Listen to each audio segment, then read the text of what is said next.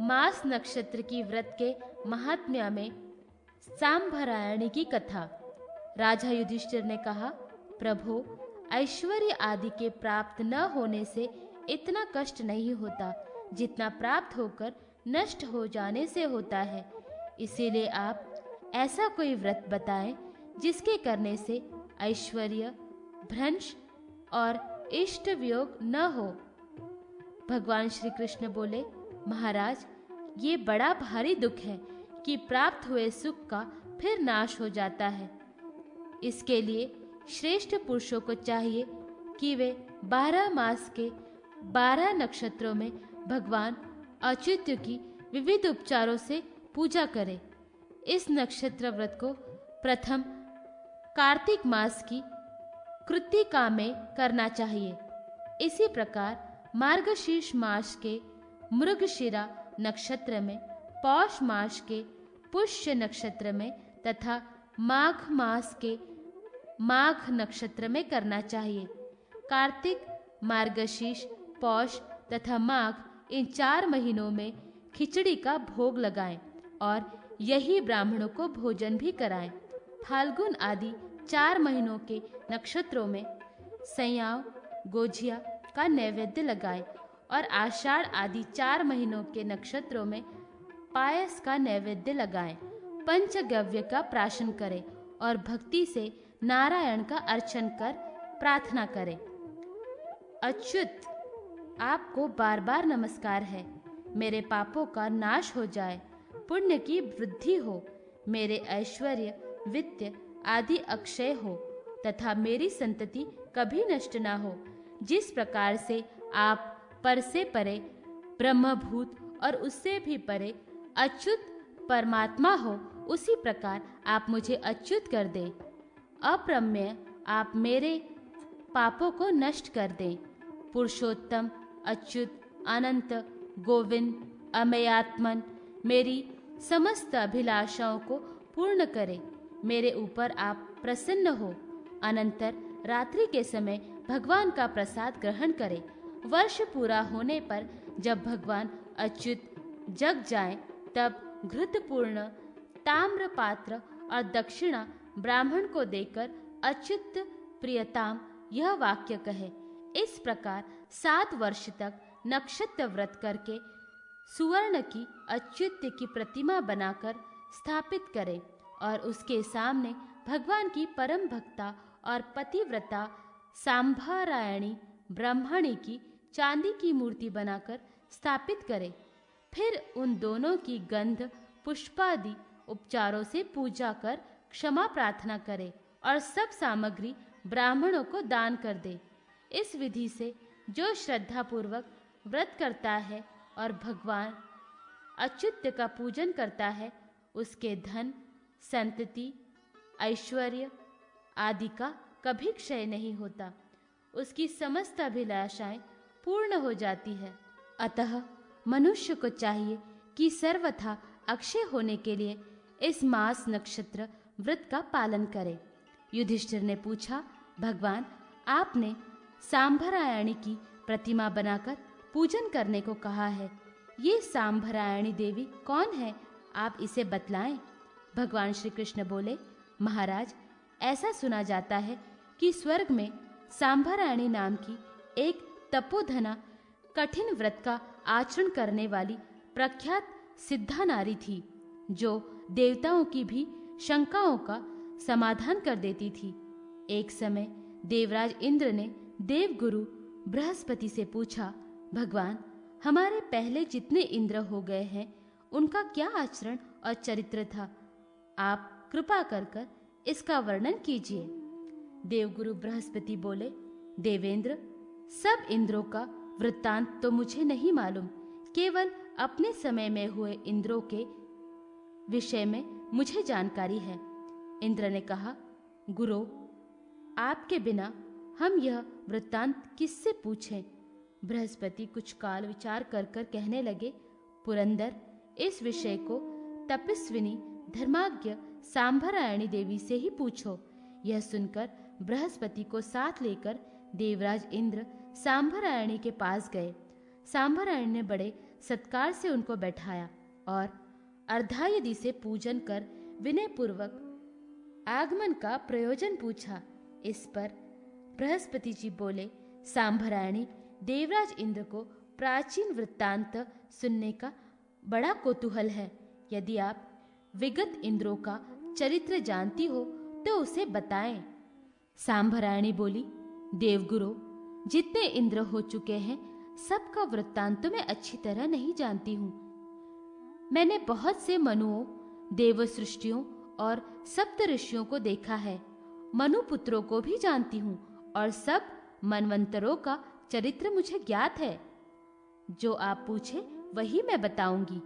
सांभरायणी का यह वचन सुनकर देवराज इंद्र और देवगुरु बृहस्पति ने स्वयंभू, स्वरोचिष, उत्तम, तामस, रेवत, चाशुक्ष आदि मनुओं, मनवंतरों और व्यतीत इंद्रों का वृत्तांत उससे पूछा। सांभरायणी ने संपूर्ण वृत्तांतों का यथावत वर्णन किया।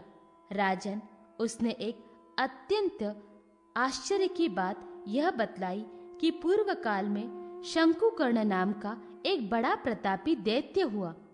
वह लोकपालों को जीतकर स्वर्ग में इंद्र को जीतने आया और निर्भय हो इंद्र के भवन में प्रविष्ट हो गया। शंकुकर्ण को देखकर इंद्र भयभीत होकर छिप गए और वह इंद्र के आसन पर बैठ गया। उसी समय देवताओं के साथ विष्णु भी वहां आए। भगवान को देखकर शंकुकर्ण अत्यंत प्रसन्न हो गया और उसने बड़े स्नेह से भगवान का आलिंगन किया। भगवान उसकी नियत को समझ रहे थे, अतः उन्होंने भी उसका आलिंगन कर ऐसा निष्पीड़न किया कि उसके सब अस्थि पंजर चूर चूर हो गए और वह घोर शब्द करता हुआ मृत्यु को प्राप्त हो गया। दैत्यों को मरा जानकर इंद्र भी उपस्थित हो गए और विष्णु भगवान की स्तुति करने लग गए। सांभरायणी ने पुनः कहा, देवराज, यह वृत्तांत मैंने अपने नेत्रों से देखा था। इंद्र ने सांभरायणी से पूछा, देवी, इतने प्राचीन वृत्तांत को आप कैसे जानती हैं? सांभरायणी ने कहा, देवेंद्र, स्वर्ग का कोई ऐसा वृत्तांत नहीं है जो मैं नहीं जानती हूँ। इंद्र ने पूछा, धर्माज्ञ, आपने ऐसा कौन सा सत्कर्म किया है जिसके प्रभाव से आपको अक्षय स्वर्ग प्राप्त हुआ? सांभरायणी बोली, मैंने प्रति मास नक्षत्रों में 7 वर्ष पर्यंत भगवान अच्युत्य का विधिव्रत पूजन और उपवास किया है। ये सब उसी पुण्य कर्म का फल है। जो पुरुष अक्षय स्वर्गवास, इंद्रपद, ऐश्वर्य, संतति आदि की इच्छा करे, उसे अवश्य ही भगवान विष्णु की आराधना करनी चाहिए। धर्म, अर्थ, काम और मोक्ष, ये चारों पदार्थ भगवान विष्णु की आराधना से प्राप्त होते हैं। इतना सुनकर देवगुरु बृहस्पति और देवराज इंद्र सांभरायणी पर बहुत प्रसन्न हुए और दोनों ने भक्ति पूर्वक उसके द्वारा बताए गए मास नक्षत्र व्रत का पालन करने लगे। वैष्णव एवं शैव नक्षत्र पुरुष व्रतों का विधान। राजा युधिष्ठिर ने पूछा, यदुसतम, पुरुष और स्त्रियों को उत्तम रूप किस कर्म के करने से प्राप्त होता है? आप सर्वांग सुंदर श्रेष्ठ रूप की प्राप्ति का उपाय बताइए। भगवान श्री कृष्ण ने कहा, महाराज, यही बात अरुंधति ने वशिष्ठ जी से पूछी थी और महर्षि वशिष्ठ ने उनसे कहा था, प्रिय, विष्णु भगवान के बिना आराधना और पूजन किए उत्तम रूप प्राप्त नहीं हो सकते। जो पुरुष अथवा स्त्री उत्तम रूप, ऐश्वर्य और संतान की अभिलाषा करे, उसे नक्षत्र पुरुष रूप भगवान विष्णु का पूजन करना चाहिए।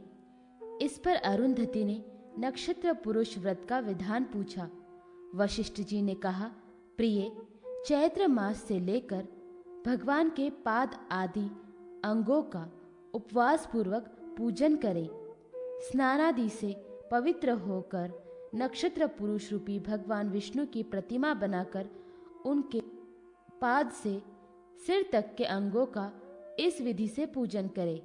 मूल नक्षत्रों में दोनों पैर, रोहिणी नक्षत्र में दोनों जांघा, अश्विनी में दोनों घुटनों, आषाढ़ में दोनों उरुओं, दोनों फागुनों में गृहस्थान, कृतिका में कटि प्रदेश, दोनों भाद्रपदाओं में पार्श्वभाग और टखना, रेवती में दोनों कुक्षी, अनुरोधा में वक्षस्थल, घनिष्ठा में पीठ, विशाखा में दोनों भुजाएं, हस्त में दोनों हाथ, पुनर्वसु में अंगुली, आश्लेषा में नख, ज्येष्ठमा में ग्रीवा, श्रवण में कर्ण, पुष्य में मुख, स्वाति में दांत, शतभिषा में मुख, माघा में नासिका, मृगशिरा में नेत्र, चित्रा में ललाट, भरणी में सिर और आर्द्र में केशों का पूजन करें। उपवास के दिन तेलाभंग ना करें। नक्षत्र के देवताओं और नक्षत्र राज चंद्रमा का भी प्रति नक्षत्र में पूजन करें और विद्वान ब्राह्मण को भोजन कराएं। यदि व्रत में अशोच आदि हो जाए तो दूसरे नक्षत्र में उपवास कर पूजन करें। इस प्रकार माघ मास में व्रत पूरा हो जाने पर उद्यापन करें। अपनी शक्ति के अनुसार स्वर्ण का नक्षत्र पुरुष बनाकर उसे अलंकृत करें। एक उत्तम शैया पर प्रतिमा स्थापित करें और ब्राह्मण दाम्पत्य को शैया पर बैठाकर वस्त्रभूषण आदि से उनका पूजन कर सप्त धान्य, स्वत्सा, गौ, छत्री, जूता, घृत पात्र और दक्षिणा सहित वह नक्षत्र पुरुष की प्रतिमा उन्हें दान कर दे। श्रद्धा पूर्वक इस व्रत के करने से सर्वांग सुंदर रूप, मन की प्रसन्नता, आरोग्य, उत्तम संतान, मधुर वाणी और जन्म जन्मांतर अखंड ऐश्वर्य प्राप्त होता है और सभी पाप निवृत्त हो जाते हैं। इतनी कथा कहकर भगवान श्री कृष्ण बोले, महाराज, इस प्रकार नक्षत्र पुरुष व्रत का विधान वशिष्ठ जी ने अरुंधति को बतलाया, वही मैंने आपको सुनाया। जो इस विधि से नक्षत्र रूप भगवान का पूजन करते हैं वे अवश्य ही उत्तम रूप पाते हैं। राजा युधिष्ठिर ने पुनः पूछा, भगवान, शिव भक्तों के कल्याण के लिए आप शैव नक्षत्र पुरुष व्रत का विधान बताएं। भगवान श्री कृष्ण ने कहा, महाराज, शैव नक्षत्र पुरुष व्रत के दिन भगवान शंकर के अंगों का पूजन और उपवास अथवा नक्त व्रत करना चाहिए। फाल्गुन मास के शुक्ल पक्ष में जब हस्त नक्षत्र हो उस दिन से शैव नक्षत्र पुरुष व्रत का नियम ग्रहण करना चाहिए और रात में भगवान शिव का पूजन करना चाहिए। हस्त आदि 27 नक्षत्रों में भगवान शंकर के 27 नामों से उनके चरणों से लेकर सिर तक की क्रमांशः अंग पूजा करनी चाहिए। रात्रि के समय तेल क्षार रहित भोजन करें। प्रति नक्षत्र में सेर भर शाली चावल और घृत पात्र ब्राह्मण को प्रदान करें। 2 नक्षत्र एक दिन हो जाए तो 2 अंगों का 2 नामों से एक ही दिन पूजन करें। इस प्रकार व्रत कर पारणा में ब्राह्मणों को भोजन, दक्षिणा आदि से संतुष्ट करना चाहिए। स्वर्ण की शिव पार्वती की प्रतिमा बनाकर उसे उत्तम शैया पर स्थापित करें। बाद में सभी उपचारों से पूजन कर कपिला गौ, बर्तन, छत्र, चामर, दर्पण, जूता, वस्त्र, आभूषण, अनुलेपन आदि सहित वह प्रतिमा ब्राह्मण को निवेदित कर दें। बाद में प्रदक्षिणा कर विसर्जन करें और शैया, गौ आदि सब सामग्री ब्राह्मण के घर पहुंचा दे। महाराज, दुष्शील, दाम्भिक, कृतार्किक, निंदक, लोभी आदि को यह व्रत नहीं बताना चाहिए। शांत स्वभाव, सद्गुणी, शिव भक्त इस व्रत के अधिकारी हैं। इस व्रत के करने से महापातक भी निवृत्त हो जाते हैं। जो स्त्री पति की आज्ञा प्राप्त कर इस व्रत को संपन्न करती है उसे कभी इष्ट वियोग नहीं होता। जो इस व्रत के महात्म्य को पढ़ता है अथवा श्रवण करता है, उसके भी पितरों का नरक से उद्धार हो जाता है। भग्न व्रत की प्रायश्चित विधि तथा पण्य स्त्री व्रत। राजा युधिष्ठिर ने पूछा, भगवान, यदि मनुष्य नक्षत्र पुरुष व्रत को ग्रहण कर उसे न कर सके तो किस कर्म के द्वारा वह चीर्ण कृत माना जाता है, इसे बतलाएं। भगवान श्री कृष्ण बोले, राजन, यह अत्यंत रहस्यपूर्ण बात है। आपके आग्रह से मैं इसे बतला रहा हूँ। अनेक प्रकार के उपद्रव, मद, मोह या असावधानी आदि से यदि व्रत भग्न हो जाए तो उसकी पूर्णता के लिए यह व्रत करना चाहिए। इस व्रत के करने से खंडित व्रत पूर्ण फल देने वाले हो जाते हैं, इसमें संदेह नहीं। जिस देवी देवता का व्रत भग्न हो जाए उसकी स्वर्ण अथवा चांदी की प्रतिमा बनाकर उस व्रत के दिन ब्राह्मण को बुलाकर प्रतिमा को पंचामृत से स्नान कराएं।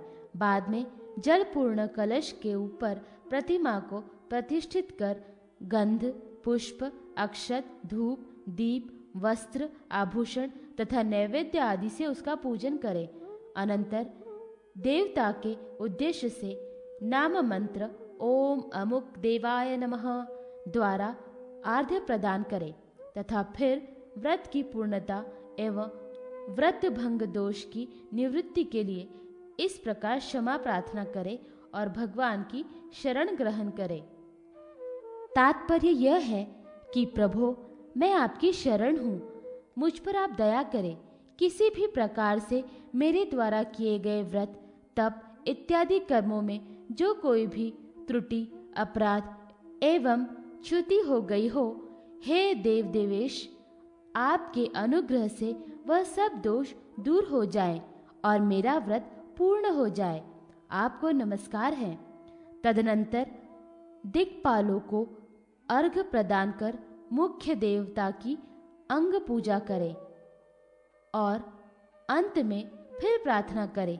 ब्राह्मण का पूजन करें और ब्राह्मण भी व्रत की पूर्णता के लिए आशीर्वाद प्रदान करें। यजमान भी ब्राह्मण को विदा कर सब सामग्री उसके घर भेज दे। पीछे पंचयज्ञ कर भोजन करें। इस संपूर्ण व्रत को जो एक बार भी भक्ति से करता है वह खंडित व्रत का संपूर्ण फल प्राप्त कर लेता है और व्रत भग्न के पाप से मुक्त हो जाता है। इस व्रत को जो करता है वह धन, रूप, आरोग्य, कीर्ति आदि प्राप्त कर 100 वर्ष पर्यंत भूमि पर सुख भोग कर स्वर्ग प्राप्त करता है और अंत में मोक्ष को प्राप्त होता है। महाराज, प्रायश्चित रूप इस संपूर्ण व्रत को प्रसन्न हो महर्षि गर्ग जी ने मुझे बताया था और बाल्यावस्था में मैंने भी इसे किया था। इसीलिए राजन, आप भी इस व्रत को करें, जिससे जन्मांतरों में भी किए खंडित व्रत पूर्ण हो जाए। राजन, इसी प्रकार एक अन्य पाण्य स्त्री व्रत है जो रविवार को हस्त, पुष्प अथवा पुनर्वसु नक्षत्र आने पर प्रारंभ किया जाता है तथा उसमें विधि पूर्वक विष्णु स्वरूप कामदेव का पूजन किया जाता है। अंत में सभी उपकरणों से युक्त शैया तथा विष्णु प्रतिमा ब्राह्मण को दान कर दी जाती है।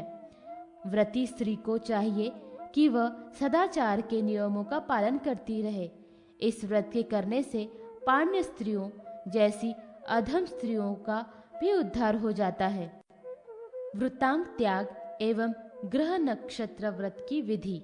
भगवान श्री कृष्ण बोले, महाराज, अब मैं वृंताक बैंगन के त्याग की विधि बता रहा हूँ।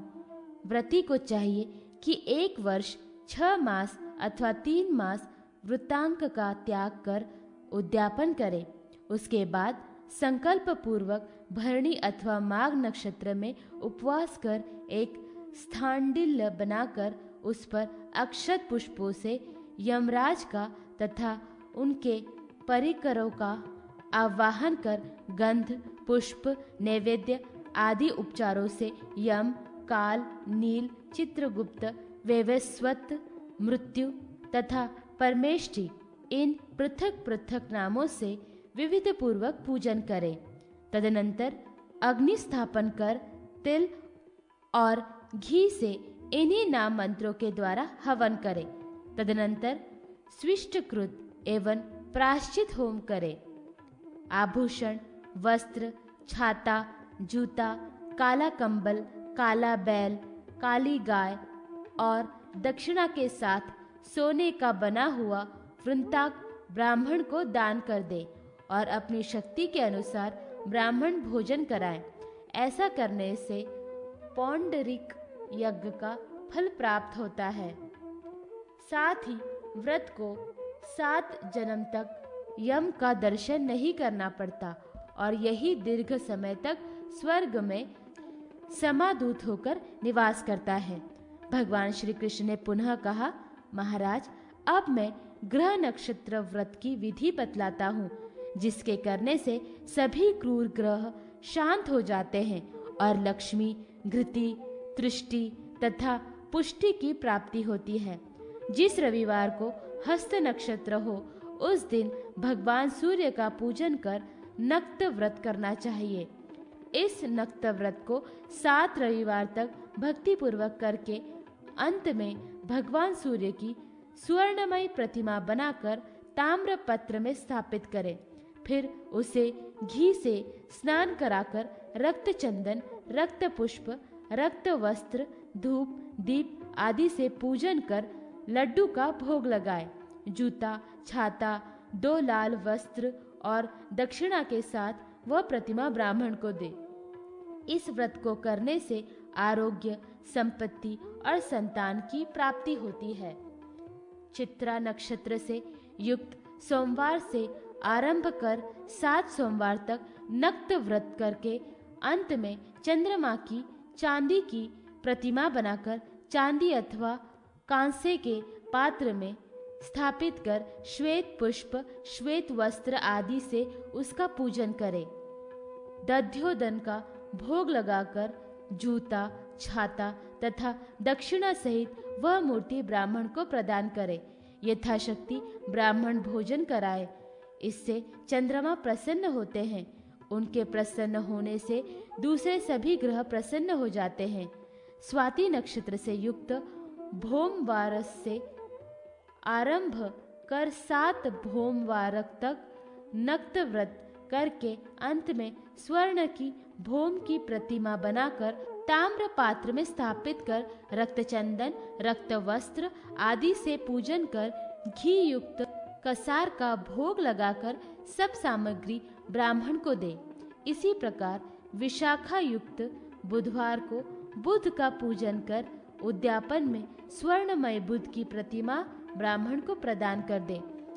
अनुराधा नक्षत्र से युक्त बृहस्पतिवार के दिन से 7 बृहस्पतिवार तक नक्त व्रत करके अंत में स्वर्ण की देवगुरु बृहस्पति की मूर्ति बनाकर स्वर्ण पात्र में स्थापित करे। तदनंतर गंध, पीत, पुष्प, पीत, वस्त्र, यज्ञोपवीत आदि से उसकी पूजा करके खांड का भोग लगाकर सब सामग्री एवं मूर्ति ब्राह्मण को प्रदान कर दे। इसी प्रकार ज्येष्ठो युक्त शुक्रवार को व्रत का आरंभ कर 7 शुक्रवार तक नक्त व्रत करके अंत में स्वर्ण की शुक्र की प्रतिमा बनाकर चांदी अथवा बांस के पात्र में स्थापित कर श्वेत चंदन, श्वेत वस्त्र आदि से पूजन कर घी और पायस का भोग लगाए। सब पदार्थ एवं प्रतिमा ब्राह्मण को प्रदान करे।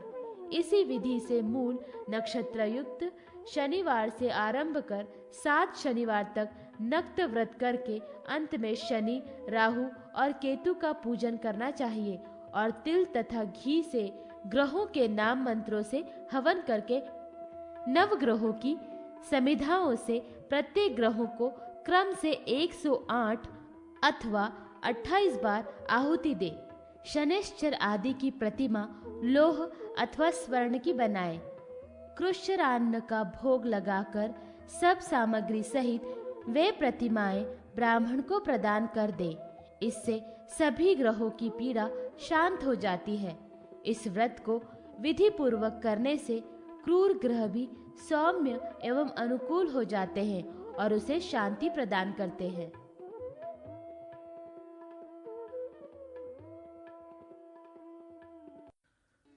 शनिश्चर व्रत के प्रसंग में महामुनि पिपलाद का आख्यान।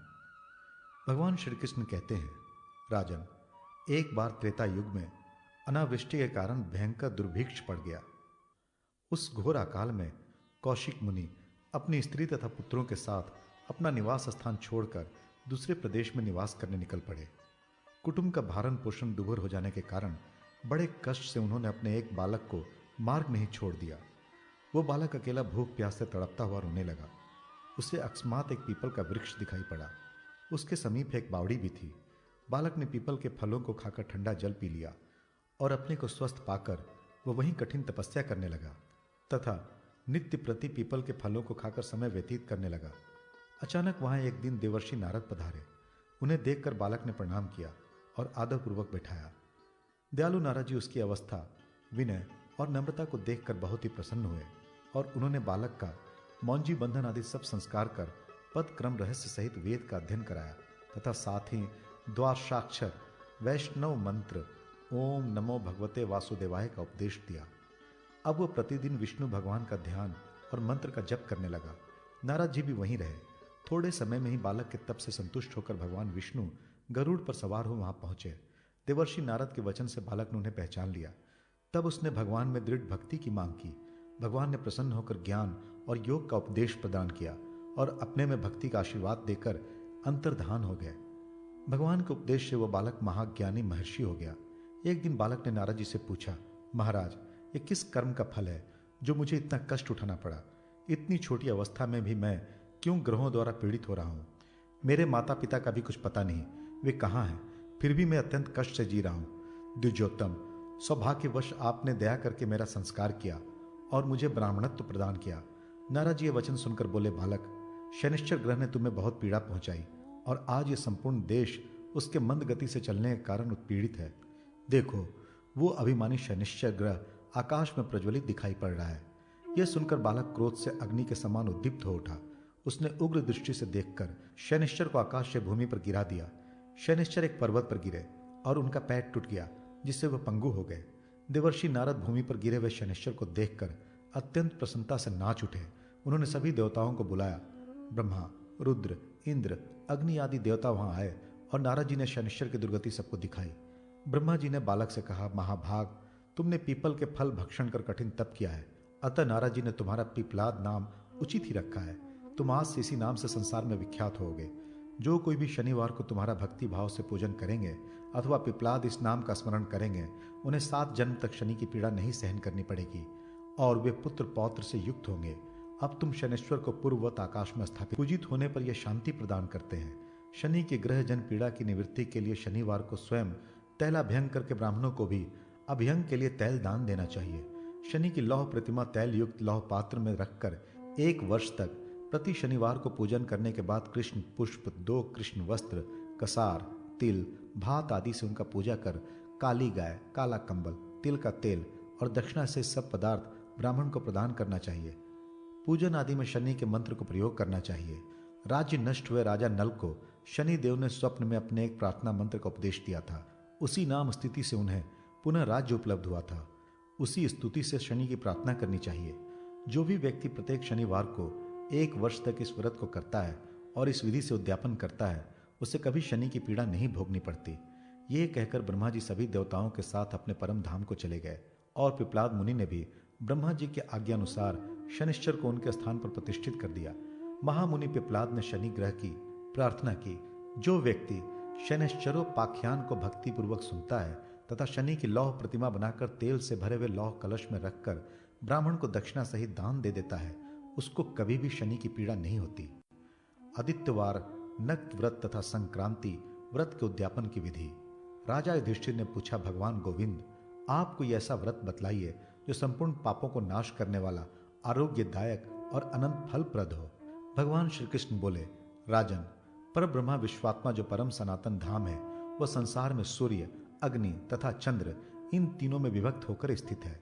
कुरुनंदन, उस परमात्मा की आराधना कर मनुष्य क्या नहीं प्राप्त कर सकता। इसलिए रविवार के दिन नक्त व्रत करना चाहिए। भगवान सूर्य में अनन्य भक्ति रखकर आदित्यवार को यह व्रत करना चाहिए। ब्राह्मणों को विधिवत पूजा कर सायंकाल रक्त चंदन से एक 12 दल कमल की रचना करें और उसके 12 दलों में सूर्य, दिवाकर, विवस्वान, भग, वरुण, महेंद्र, आदित्य, शांत, सूर्य के अश्व, यम, मार्तंड तथा रवि की स्थापना करें और उनका पूजन कर तिल, रक्त चंदन, फल तथा अक्षत से युक्त अर्घ प्रदान करें। अनंतर विसर्जन कर दें। रात्रि में भगवान भास्कर का स्मरण करता हुआ तैल रहित भोजन करें। व्रत के पूर्व दिन शनिवार को तैल भंग न करें। इस प्रकार 1 वर्ष पर्यंत व्रत करके उद्यापन करें और यथाशक्ति गुड़ से पूर्ण एक ताम्र पत्र में स्वर्ण कमल स्थापित करें तथा उसके ऊपर स्वर्णमयी भगवान सूर्य की द्विभुज प्रतिमा स्थापित करें। साथ ही एक स्वर्णमयी स्वत्सा गौ भी स्थापित करें। इनका पूजन कर विद्वान ब्राह्मण को यह सब सामग्री निवेदित करते हैं। इस प्रकार जो स्त्री पुरुष इस व्रत को वर्ष भर संपन्न कर विधि पूर्वक उद्यापन करते हैं, वे निरोग, धार्मिक, धन धान्य, पुत्र पौत्र से संपन्न हो जाते हैं और अंत में सूर्य लोक को प्राप्त करते हैं। भगवान श्री कृष्ण पुनः बोले, राजन, अब मैं संक्रांति के समय किए जाने वाले उद्यापन रूप अन्य व्रत का वर्णन कर रहा हूँ, जो इस लोक में समस्त कामनाओं के फल का प्रदाता और परलोक में अक्षय फलदायक है। सूर्य के उत्तरायण या दक्षिणायन के दिन अथवा विषुव योग में इस संक्रांति व्रत का आरंभ करना चाहिए। इस व्रत में संक्रांति के पहले दिन एक बार भोजन करके रात्रि में शयन करें। संक्रांति के दिन प्रातःकाल दातुन करने के पश्चात तेल मिश्रित जल से स्नान करना चाहिए। सूर्य संक्रांति के दिन भूमि पर चंदन से कर्णिका सहित अष्टदल कमल की रचना करें और उस पर सूर्य का आवाहन करें। कर्णिका में सूर्याय नमः, पूर्व दल पर आदित्याय नमः, अग्नि कोण स्थित दल पर सप्तराशिषे नमः, दक्षिण दल पर रिंग मंडलाय नमः, नेतृत्व कोण वाले दल पर सवित्रे नमः, पश्चिम दल पर वरुणाय नमः, वाव्य कोण स्थित दल पर सप्त सप्तेय नमः, उदर दल पर मार्तंडाय नमः और ईशा कोण वाले दल पर विष्णवे नमः। इन मंत्रों से सूर्यदेव को स्थापित कर उनकी बार बार अर्चना करें। तत्पश्चात वेदी पर भी चंदन, पुष्पमाला, फल और खाद्य पदार्थों से उनकी पूजा करनी चाहिए और अर्घ प्रदान करना चाहिए। पुनः अपनी शक्ति के अनुसार सोने का कमल बनवाकर उसे घृतपूर्ण पात्र और कलश के साथ ब्राह्मण को दान कर दें। तत्पश्चात चंदन और पुष्प युक्त जल से भूमि पर सूर्यदेव को अर्घ प्रदान करें। अर्घ का मंत्रार्थ इस प्रकार है, अनंत, आप ही विश्व हैं, विश्व आपका स्वरूप है। आप विश्व में सर्वाधिक तेजस्वी, स्वयं उत्पन्न होने वाले, धाता और ऋग्वेद, सामवेद एवं यजुर्वेद के स्वामी हैं। आपको बारंबार नमस्कार है। इस विधि से मनुष्य को प्रत्येक मास में सारा कार्य संपन्न करना चाहिए, अथवा यदि ऐसा करने में असमर्थ हो तो वर्ष की समाप्ति के दिन यह सारा कार्य 12 बार करें। दोनों का फल समान ही है। 1 वर्ष व्यतीत होने पर घृत मिश्रित खीर से अग्नि एवं श्रेष्ठ ब्राह्मणों को भली भांति संतुष्ट करें और 12 गौ एवं रत्न सहित स्वर्ण में कमल के साथ कलशों का दान कर दें। इस प्रकार सोने, चांदी अथवा तांबे के शेष नाग सहित पृथ्वी की प्रतिमा बनवाकर दान करना चाहिए। जो ऐसा करने में असमर्थ हो वे आटे के शेष सहित पृथ्वी की प्रतिमा बनाकर स्वर्ण निर्मित सूर्य के साथ दान कर सकता है। जब तक इस मृत्युलोक में महेंद्र आदि देवगणों, हिमालय आदि पर्वतों और 7 समुद्रों से युक्त पृथ्वी का अस्तित्व है, तब तक स्वर्ग लोक में अखिल गंधर्व समूह उस व्रती की भली भांति पूजा करते हैं। पुण्य क्षीण होने पर वह सृष्टि के आदि में उत्तम कुल और शील से संपन्न होकर भूतल पर 7 द्वीपों का अधीश्वर होता है। वह सुंदर रूप और सुंदर पत्नी से युक्त होता है। बहुत से पुत्र और भाई बंधु उसके चरणों की वंदना करते हैं। इस प्रकार जो मनुष्य सूर्य संक्रांति की इस पुण्यमयी अखिल विधि को भक्तिपूर्वक पढ़ता या श्रवण करता है अथवा इसे करने की सम्मति देता है, वह भी इंद्रलोक में देवताओं द्वारा पूजित होता है। भद्रा का चरित्र एवं उसके व्रत की विधि। राजा युधिष्ठिर ने पूछा, भगवान, लोक में भद्रा वृष्टि नाम से प्रसिद्ध है, वह कैसी है, कौन है, वह किसकी पुत्री है, उसका पूजन किस विधि से किया जाता है, कृपया आप बताने का कष्ट करें। भगवान श्री कृष्ण बोले, महाराज, भद्रा भगवान सूर्य नारायण की कन्या है।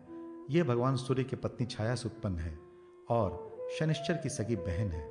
वह काले वर्ण, लंबे केश, बड़े बड़े दांत और बहुत ही भयंकर रूप वाली है।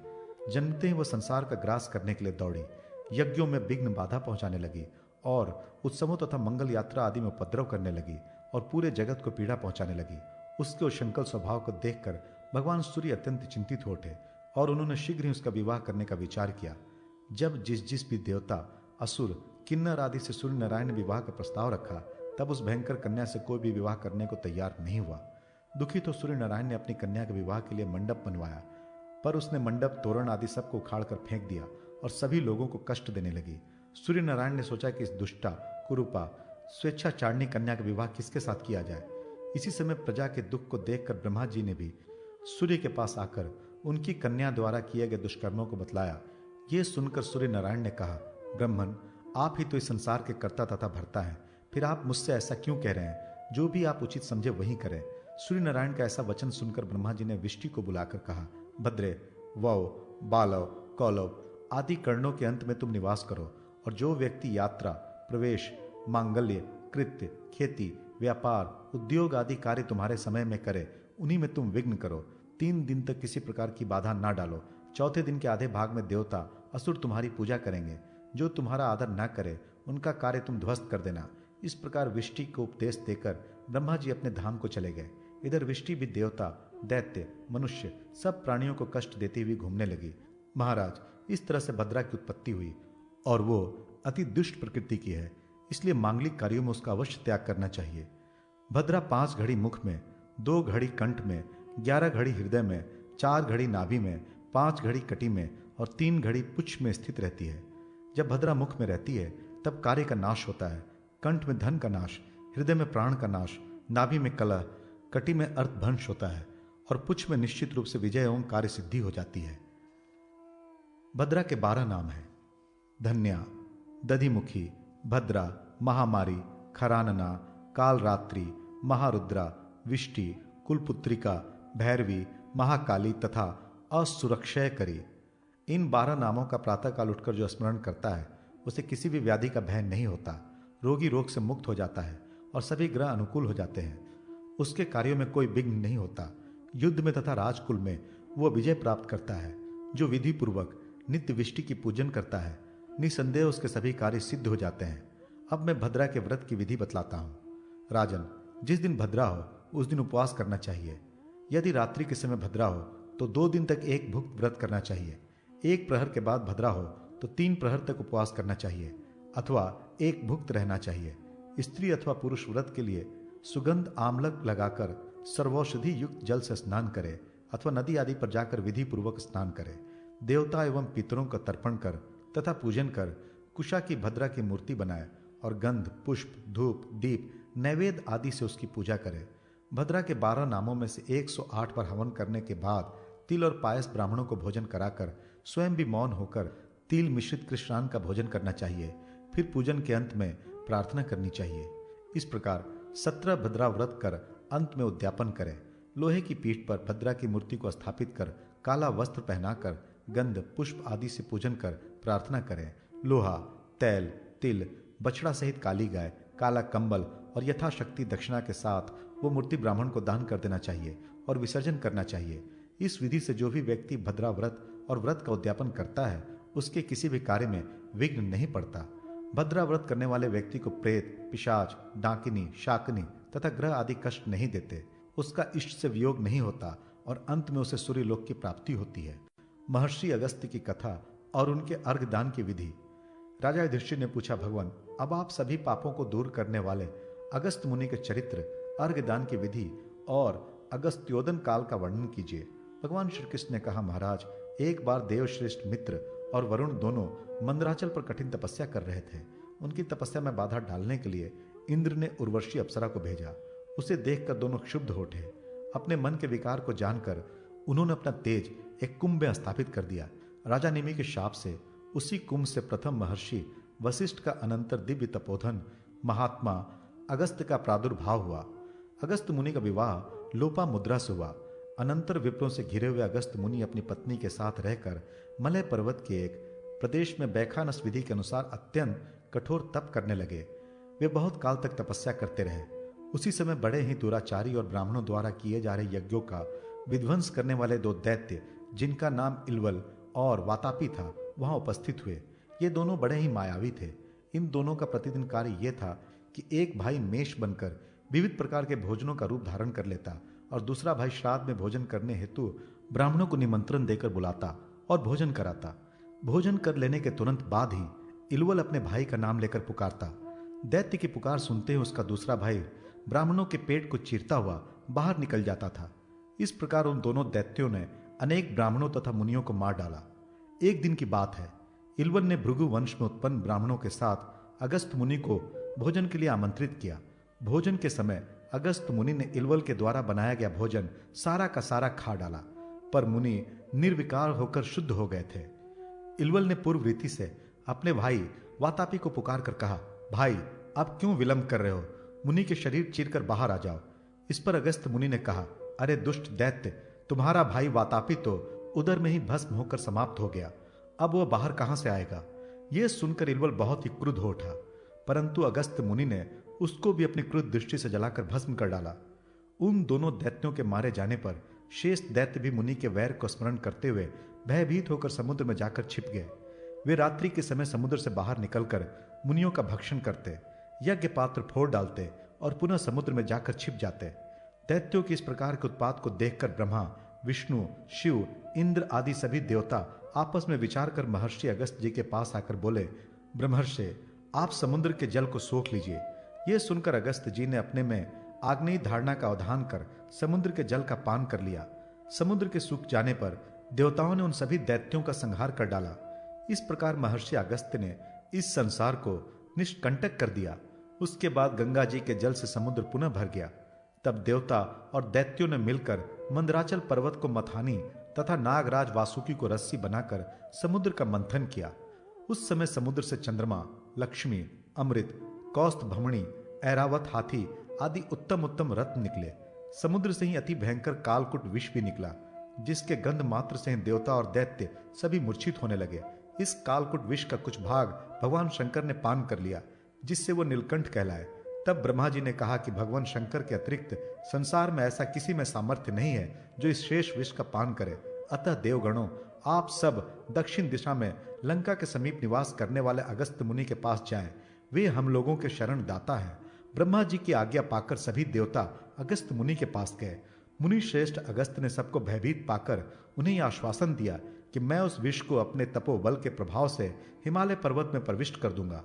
तब महर्षि अगस्त जी के तपोबल के प्रभाव से वही विष हिमालय के शिखरों, निकुंजों तथा वृक्षों में बिखर गया और शेष बचे हुए विष को धतुर, अर्क आदि वृक्षों में उन्होंने बांट दिया।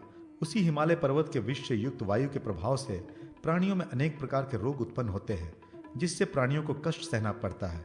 उस विष युक्त वायु का प्रभाव वृक्ष की संक्रांति से लेकर सिंह संक्रांति तक बना रहता है।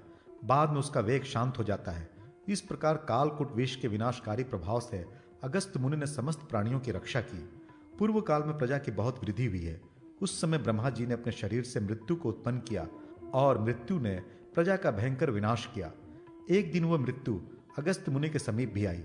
अगस्त जी ने क्रोध भरी दृष्टि से मृत्यु को तत्काल भस्म कर दिया। पुनः ब्रह्मा जी को दूसरा व्याधि रूप मृत्यु की उत्पत्ति करनी पड़ी। दंड कारण्य में श्वेत नामक एक राजा रहता था। स्वर्ग जाने पर भी वो प्रतिदिन क्षुधा के कारण अपने मांस को ही खाकर कष्ट भोग रहा था। एक दिन दुखी हो राजा ने अगस्त मुनि से कहा, महाराज, सभी वस्तुओं का दान तो मैंने किया है, परंतु अन्न और जल का दान मैं नहीं कर सका और ना मैंने श्राद्ध ही किया, इसलिए मुझे इस रूप में प्रतिदिन अपना ही मांस खाना पड़ रहा है। प्रभु, आप दया करके कोई उपाय कीजिए जिससे कि मुझे इस विपत्ति से छुटकारा प्राप्त हो।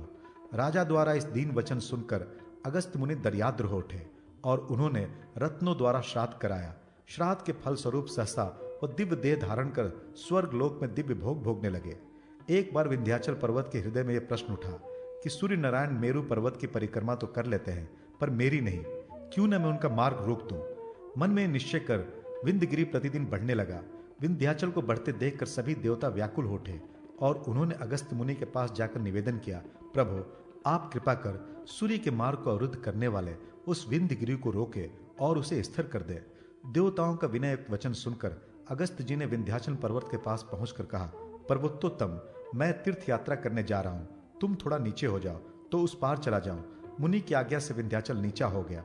अगस्त मुनि ने पर्वत को लांग कर कहा, जब तक मैं तीर्थ यात्रा से वापस नहीं आ जाता तब तक तुम इसी स्थिति में रहना। इतना कहकर अगस्त मुनि दक्षिण दिशा को चले गए और फिर वापस नहीं लौटे। आज भी आकाश में दक्षिण दिशा में देदीप्यमान हो रहे हैं और लोक मुद्रा के साथ महर्षि अगस्त की यह त्रिलोकी वंदना करता है।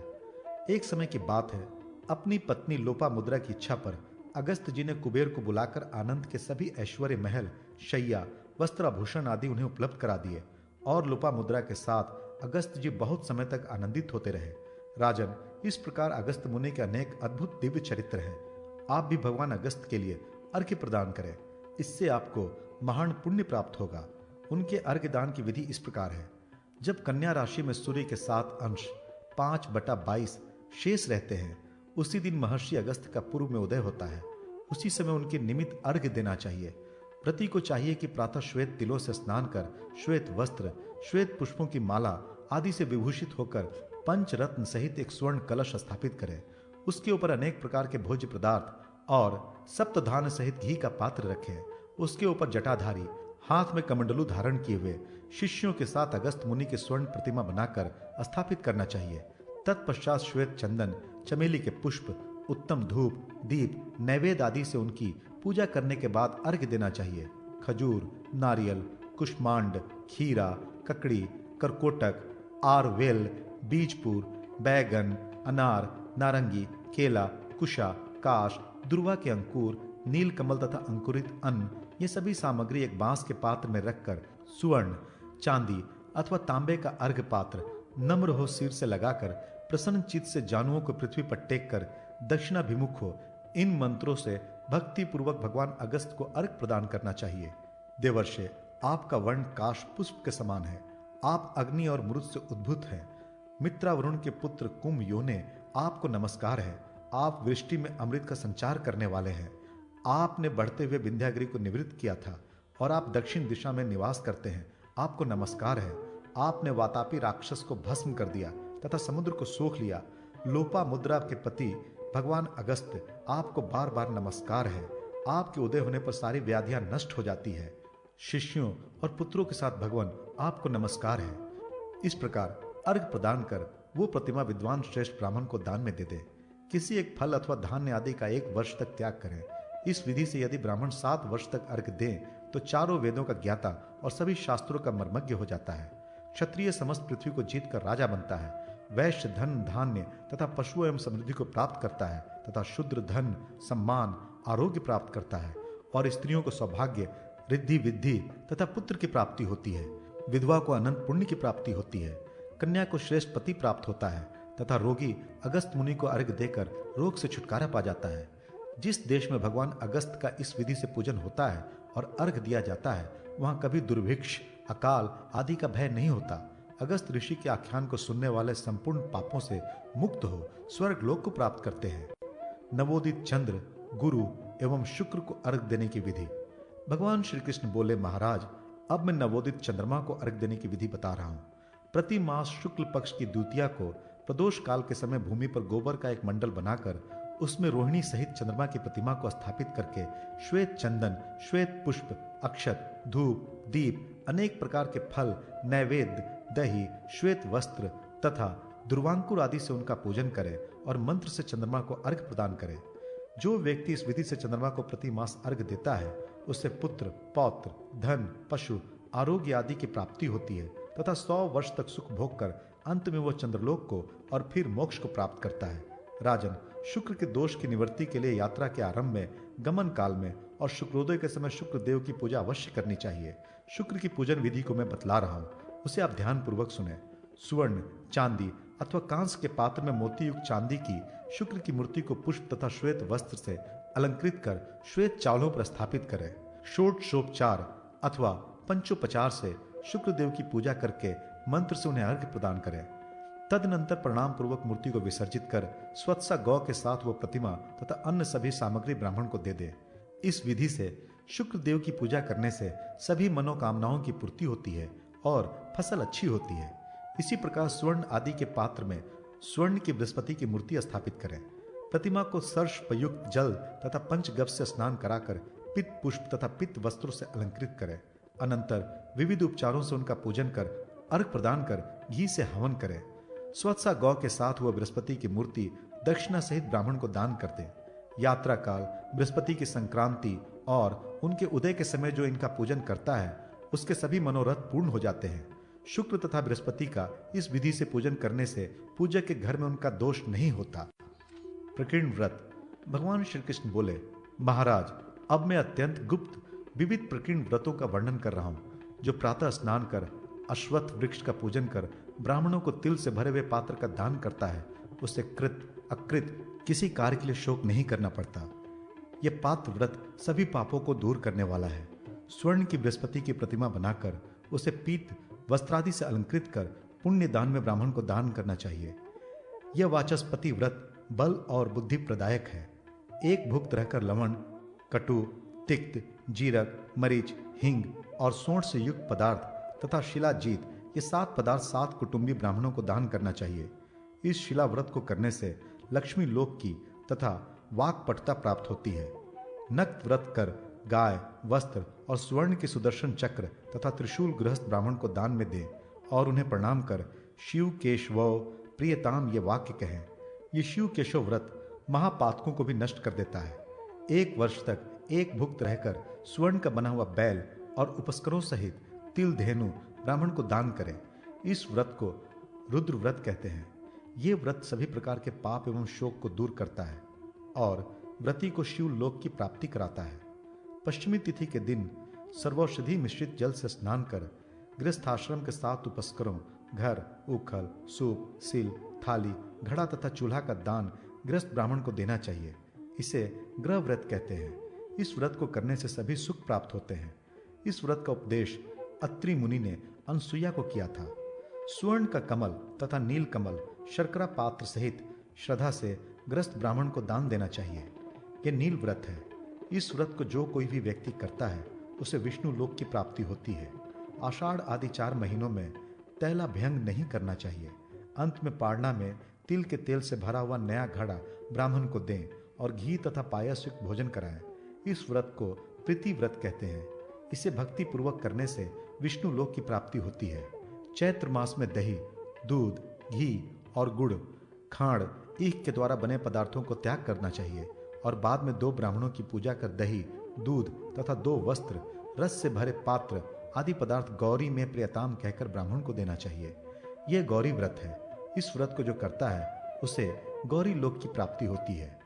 त्रयोदशी से 1 वर्ष तक नक्त व्रत करने के बाद पारना में 2 वस्त्रों सहित स्वर्ण का अशोक वृक्ष तथा ब्राह्मण को दक्षिणा देकर पद्मुन प्रियताम ये वाक्य कहना चाहिए। ये काम व्रत है। इस व्रत को करने से सभी प्रकार के शोक दूर हो जाते हैं तथा विष्णु लोक की प्राप्ति होती है। आषाढ़ आदि 4 मासों में अपने नख नहीं काटने चाहिए और बैगन का भोजन भी नहीं करना चाहिए। अंत में कार्तिक पूर्णिमा के दिन घी और शहद से भरे हुए घटक के साथ स्वर्ण का बैगन ब्राह्मण को दान दे। इसे शिव व्रत कहते हैं। शिव व्रत करने वाला व्यक्ति इंद्रलोक को प्राप्त करता है। इसी प्रकार पूर्णिमा को एक भुक्त व्रत करने के बाद चंदन से पूर्णिमा की मूर्ति बनाकर उसका पूजन करें। अनंतर दूध, दही, घी, शहद और श्वेत शर्करा इन 5 सामग्रियों से भरे हुए 5 घड़े 5 ब्राह्मण को दान में दे। इस व्रत को पंचव्रत कहते हैं। इस व्रत को करने से समस्त मनोरथ पूर्ण हो जाते हैं। हेमंत और शिशिर ऋतु में उद्भुत पुष्पों को त्याग कर फाल्गुन की पूर्णिमा को यथाशक्ति स्वर्ण के बने हुए 3 पुष्प ब्राह्मण को दान देकर शिव केशवो प्रियताम इस वाक्य का उच्चारण करना चाहिए। इसे सौगंध्य व्रत कहते हैं। इस व्रत को करने से शीर प्रदेश से सुगंधित उत्पन्न होती है और व्रती को उत्तम लोक की प्राप्ति होती है। फाल्गुन मास के शुक्ल पक्ष की तृतीया को नमक नहीं खाना चाहिए। जो व्यक्ति 1 वर्ष तक नियम पूर्वक इस सौभाग्य व्रत को करके अंत में सपत्निक ब्राह्मण की पूजा कर गृह के साथ गृहस्थ के उपयोगी सामग्रियों तथा उत्तम शैया का दान देकर भवानी प्रियताम इस वाक्य को कहता है, उसे गौरी लोक की प्राप्ति होती है। यह उत्तम सौभाग्य को प्रदान करने वाला है। संध्या समय 1 वर्ष तक मौन व्रत रखकर पारना कर तथा घृत कुंभ तथा 2 वस्त्र और घंटा ब्राह्मण को दान करना चाहिए। इसे सारस्वत व्रत कहते हैं। यह व्रत विद्या और रूप को देने वाला है। इस व्रत को करने से सरस्वती लोक की प्राप्ति होती है। 1 वर्ष तक पंचमी तिथि को उपवास करने के बाद स्वर्ण कमल और श्रेष्ठ गौ ब्राह्मण को दान देना चाहिए। इसे लक्ष्मी व्रत कहते हैं। यह व्रत कांति एवं सौभाग्य को प्रदान करता है। व्रती को जन्म जन्म में लक्ष्मी की प्राप्ति और अंत में विष्णु लोक की प्राप्ति होती है।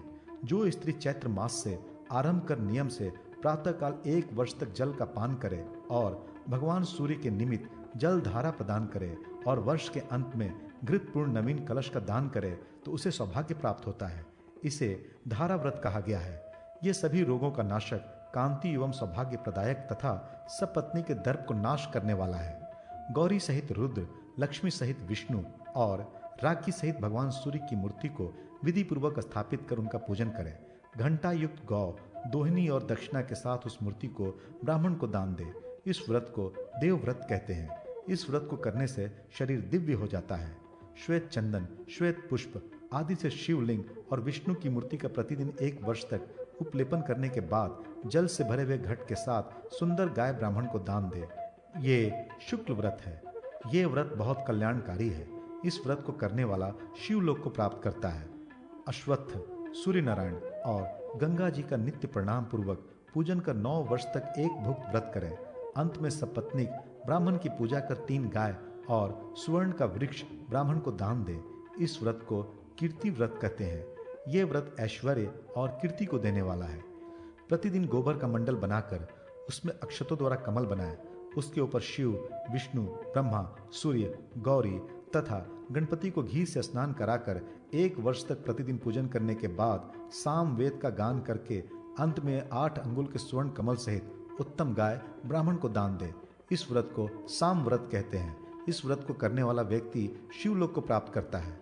नवमी को एक भुक्त व्रत कर अंत में कन्याओं को भोजन कराएं तथा उन्हें कंचुकी 2 वस्त्र प्रदान करें एवं स्वर्ण का सिंहासन भी ब्राह्मण को दें। इस व्रत को वीर व्रत कहते हैं। जो स्त्री इस व्रत को करती है उसे अनेक जन्मों तक सुंदर रूप, अखंड सौभाग्य और सुख की प्राप्ति होती रहती है। व्रती को शिवलोक की प्राप्ति होती है। अमावस्या से जो 1 वर्ष पर्यंत श्राद्ध करता है और श्रद्धापूर्वक 5 पैस्वनी, स्वच्छा गौ, पीले वस्त्र तथा जल पूर्ण कलश दान करता है, वो व्यक्ति अपने पूर्वजों को उद्धार कर विष्णु लोक को प्राप्त करता है। ये पितृव्रत कहलाता है। जो स्त्री 1 वर्ष तक तांबुल का त्याग करके अंत में स्वर्ण के 3 तांबुल बनाकर उसमें चूने की जगह मोती रखकर तथा सुपारी के चूर्ण के साथ गणेश को निवेदित कर ब्राह्मण को दान करती है, उसे कभी भी दुर्भाग्य की प्राप्ति नहीं होती। साथ ही मुख में उत्तम सुगंध और सौभाग्य की प्राप्ति होती है। ये पत्र व्रत है। चैत्र, वैशाख, ज्येष्ठ तथा आषाढ़ इन 4 मासों में अथवा 1 मास अथवा 1 पक्ष पर्यंत जल का अयाचित व्रत करना चाहिए। अंत में जल पूर्ण कलश, अन्न, वस्त्र, घी, सप्तधान्य, तिल पात्र और सुवर्ण ब्राह्मण को दें। इस व्रत को वारी व्रत कहते हैं। वारी व्रत को करने वाला व्यक्ति 1 कल्प पर्यंत ब्रह्मलोक में निवास करने के बाद पृथ्वी पर चक्रवर्ती राजा होता है। जो 1 वर्ष तक पंचामृत से भगवान शिव और भगवान विष्णु का स्नान कराकर अंत में गाय, शंख और स्वर्ण ब्राह्मण को दान करता है, वह बहुत काल तक शिवलोक में निवास करता है और राजा का पद प्राप्त करता है। ये वृत्ति व्रत कहलाता है। जो व्यक्ति सर्वथा मांसाहार का परित्याग कर अंत में सुवर्ण का हरिण और स्वच्छा गौ ब्राह्मण को दान करता है, उसे अश्वमेघ यज्ञ का फल प्राप्त होता है। इसे अहिंसा व्रत कहते हैं। यह संपूर्ण शांतियों को देने वाला है। जो माघ मास में प्रातःकाल स्नान कर अंत में ब्राह्मण दंपत्ति की वस्त्र, आभूषण, पुष्पमाला आदि से पूजकर उन्हें स्वादिष्ट भोजन कराता है, वो आरोग्य और सौभाग्य को प्राप्त करता है और कल्प पर्यंत सूर्यलोक में निवास करता है। इस व्रत को सूर्य व्रत कहते हैं। जो आषाढ़ आदि 4 मासों में प्रातःकाल स्नान कर कार्तिक पूर्णिमा के दिन घृत कुंभ और गौ गृहस्थ ब्राह्मण को दान देकर अपनी शक्ति के अनुसार ब्राह्मण भोजन कराता है, उसकी सभी मनोकामनाएं पूर्ण हो जाती है और उसे अंत में विष्णु लोक की प्राप्ति होती है। यह वैष्णव व्रत कहलाता है। जो 1 अयन से दूसरे अयन तक मधु और घी का त्याग करके अंत में घी और गौ ब्राह्मण को दान कर घी और पायस ब्राह्मणों को भोजन कराता है, उसे शील और आरोग्य की प्राप्ति होती है। इस व्रत को शील व्रत कहते हैं। जो नियत काल तक प्रतिदिन संध्या के समय दीपदान करता है तथा अभक्ष पदार्थ एवं तेल का सेवन नहीं करता, फिर व्रत समाप्त होने पर ब्राह्मण को दीपक, स्वर्ण के बने चक्र, त्रिशूल और 2 वस्त्र दान करता है, वह महान तेजस्वी होता है। यह कांति प्रदान करने वाला व्रत दीप व्रत कहलाता है। जो स्त्री एक भुक्त रहकर 1 सप्ताह तक गंध, पुष्प, रक्त, चंदन आदि से भगवती गौरी की पूजा करती है, साथ ही प्रत्येक दिन क्रम क्रम से कुमुदा, माधवी, गौरी, भवानी, पार्वती, उमा तथा काली इन 7 नामों से एक एक सुवासिनी स्त्री का पुष्प, चंदन, कुमकुम, तांबूल तथा नारिकेल एवं अलंकारों से पूजन कर कुमुदा प्रियताम इस प्रकार से कहकर विसर्जन करती है तथा 8वें दिन उन्हें पूजित सुवासिनी स्त्रियों को निमंत्रित कर उन्हें षड्रस भोजन आदि से तृप्त कर वस्त्र, माला तथा आभूषण एवं दर्पण आदि प्रदान करती है। साथ ही एक ब्राह्मण की पूजा भी करती है। उससे सुंदर देह और सौभाग्य प्राप्त होता है। इसे सप्त सुंदरक व्रत कहा जाता है। चैत्र मास में सभी प्रकार के सुगंधित पदार्थों का त्याग करना चाहिए और अंत में सुगंध द्रव्य से पूर्ण एक सीपी, 2 सफेद वस्त्र अपनी शक्ति के अनुसार दक्षिणा के साथ ब्राह्मण को दान देना चाहिए। इस व्रत को वरुण व्रत कहते हैं। इसको करने से सभी कामनाएं पूर्ण होती है और वरुण लोक की प्राप्ति होती है। वैशाख मास में नमक का त्याग कर अंत में स्वच्छ सा गौ ब्राह्मण को दें। ये कांति व्रत है। इस व्रत को करने से कीर्ति और कांति की वृद्धि होती है तथा अंत में विष्णु लोक की प्राप्ति होती है। जो 3 पल से अधिक परिमाण का सोने का ब्रह्मांड बनाकर उसे तिल की ढेरी में रखे तथा मैं अहंकार रूपी तिल का दान करने वाला हूं, ऐसी भावना करके घी से अग्नि को तथा दक्षिणा से ब्राह्मण को तृप्त करे एवं 3 दिन तक तिल व्रती रहे, फिर माला, वस्त्र तथा आभूषणों द्वारा ब्राह्मण दंपति का पूजन करके विश्वात्मा की तृप्ति के उद्देश्य से किसी शुभ दिन में तिल सहित ब्राह्मण को दान करे तो ऐसा करने वाला पुरुष पुनर्जन्म से रहित ब्रह्मा पद को प्राप्त होता है। इसका नाम ब्रह्मा व्रत है। यह मनुष्यों को मोक्ष देने वाला है।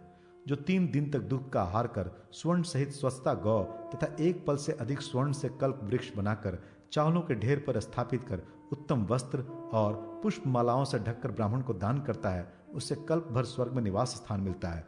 इसे कल्प व्रत कहते हैं। जो आयाचित व्रत कर सभी अलंकारों से अलंकृत एक श्रेष्ठ बछिया का व्यतिपात तथा ग्रहण अयन संक्रांति में ब्राह्मण को दान करता है, उसे परलोक गमन में कोई कष्ट नहीं होता तथा उसका मार्ग सुखदायी होता है। इसे द्वार व्रत कहते हैं। जो 1 वर्ष तक अष्टमी को रात्रि में एक बार भोजन करता है तथा अंत में ब्राह्मण को पैस्वनी गौ का दान करता है, वह इंद्रलोक में जाता है। इसे सुगति व्रत कहते हैं। जो हेमंत और शिशिर ऋतु में ईंधन का दान करता है और अंत में घी तथा गाय ब्राह्मण को दान करता है, वो आरोग्य, द्वितीय, कांति तथा ब्रह्मा पद को प्राप्त करता है। ये वैश्वानर व्रत सभी पापों का नाशक है। जो एकादशी को नक्त व्रत करके चैत्र मास के चित्रा नक्षत्र में स्वर्ण का शंख और चक्र ब्राह्मण को दान करता है, वो कल्प पर्यंत विष्णु लोक में निवास कर पृथ्वी पर राजा का पद प्राप्त करता है। यह विष्णु व्रत कहलाता है। जो 1 वर्ष तक पंचमी को दुग्धाहार कर अंत में 2 गाय ब्राह्मण को दान करता है, वो 1 कल्प तक लक्ष्मी लोक में निवास करता है। ये देवी व्रत कहलाता है। जो 1 वर्ष तक सप्तमी के दिन नक्त व्रत कर अंत में पैस्वनी गाय ब्राह्मण को दान करता है, उसे सूर्य लोक की प्राप्ति होती है। इसे भानु व्रत कहते हैं। जो चतुर्थी को 1 वर्ष तक रात्रि में भोजन करता है और अंत में 8 गौएं अग्निहोत्री ब्राह्मण को दान करता है, उसके सभी तरह के विघ्न दूर हो जाते हैं।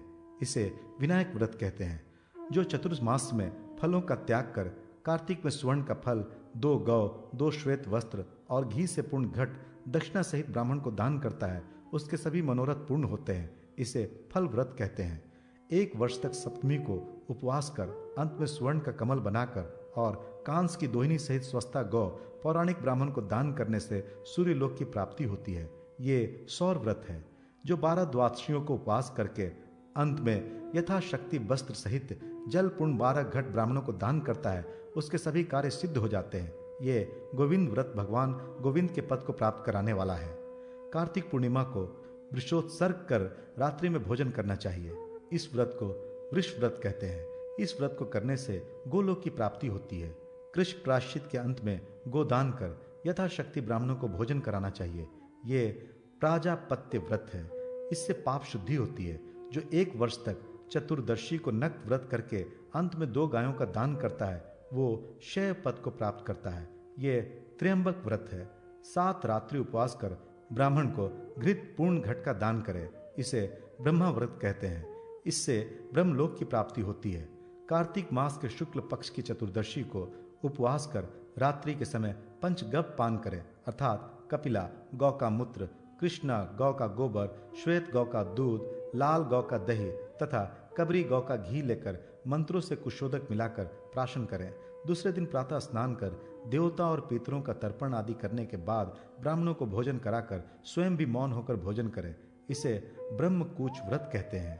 इस व्रत को करने से बाल्य, यौवन और बुढ़ापे में किए गए सभी प्रकार के पापों का नाश हो जाता है।